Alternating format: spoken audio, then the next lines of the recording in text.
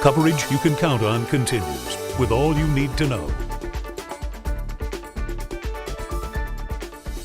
New this morning, you might want to pick up a Mega Millions lottery ticket today. It could be worth $868 million. That's after no winner in last night's jackpot drawing. The prize has been growing since July 24th. The next drawing is Friday. President Trump warns against a rush to judgment against Saudi Arabia. That's regarding the disappearance of U.S. resident and Saudi journalist Jamal Khashoggi. The president says Saudi Arabia's royal family deny any knowledge of what happened to Khashoggi. CBS News has learned the Saudis are preparing a plan where they will say Khashoggi was killed during a botched interrogation at their consulate in Turkey. Secretary of State Mike Pompeo is in Turkey right now. Concerns continue over what turned out to be a violent weekend at Indiana State University's homecoming.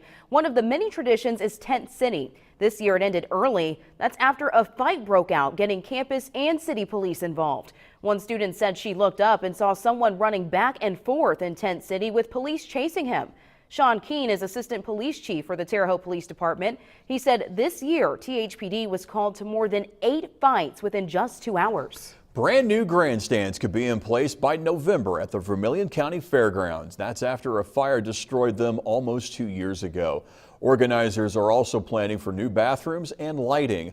The original grandstands were built back in 1933. They were some of the last wooden ones in the state.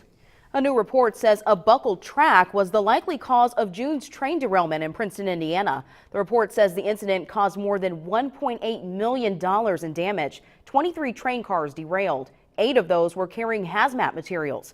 Witnesses reported several explosions. No one was hurt. Transparency is the goal of the Vigo County School Corporation. That's after bribery charges were filed against former Superintendent Danny Tanous. News 10 spoke with Superintendent Dr. Robert Hayworth. He said last night school board members worked on policies to improve the way the corporation works. The policies include how the board will deal with conflicts of interest, nepotism, and whistleblowing. A study committee is evaluating some of these plans. North Elementary School students in Marshall, Illinois may soon have a safer way to and from school. The city will apply for a Safe Routes to School grant next month. Officials want to put in a sidewalk near the school.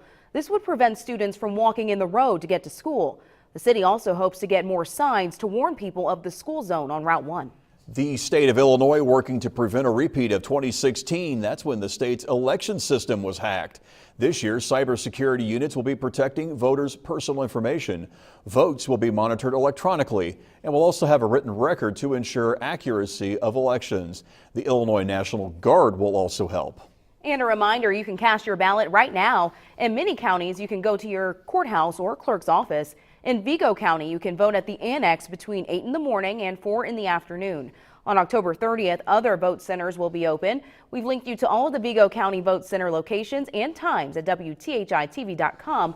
Election Day is November 6th. A traffic alert for Terre Haute drivers. That happens later this week. Railroad crossing resurfacing will close Steelton Avenue from Fruitridge Avenue to Alexander Street. The closure should start at 7 o'clock this Friday morning. Work should be done by the following Friday, October 26th at 6 in the evening. All right, everyone, it is a chilly start for us here in the Wabash Valley. Temperatures in the 40s right now, but we are going to start to warm things up a little bit. The sunshine will come out, 56 for the daytime high, though it will be a breezy day. Winds out of the northwest, 5 to 13 miles an hour, gusting to 20 miles an hour at times. And then into the overnight tonight. It will be another cold night for us. If you've got any pets outside or anything like that, another good night to bring them in because temperatures going to get right around that freezing mark, and we will see some frost overnight tonight with just a little bit of a light northwest breeze. A frost advisory goes into effect tomorrow morning, but then the sunshine comes out and we'll start to warm things up a little bit. 55 for the daytime high, just a light west-northwest breeze. But things are still sticking below average like we've seen for this trend that we've had for the past couple of days. 55 tomorrow, then 54 on Friday. We do have a slight chance for some showers to make their way in on Friday. Not a great chance. The atmosphere is really pretty dry right now, so this is just a slight chance for showers. 58 for the daytime high on Saturday. 34 for the overnight low between Saturday and Sunday. Another cold evening for us. 52 for the daytime high on Sunday. Sunshine comes back into the valley as we start the work week off, and it'll help to warm us up just a little bit. 59 for the daytime high on Monday. 58 for the daytime high on Tuesday. So John and Aaliyah, it is a little bit cooler than what people expected out of fall, but you know, it nevertheless is cooler. You know, we had these days at the beginning of October, we were well above average where it was 80 degrees, and now we're getting a lot cooler weather, so fall's here. Wow, you know you're excited when the warm-up is like 59 degrees. Yeah. Exactly. It's like, just bring back the 60s. Exactly. Well, thank you so much, Chris, and thank you so much for waking up with us. CBS This Morning is straight ahead at the top of the hour. Have a wonderful Wednesday.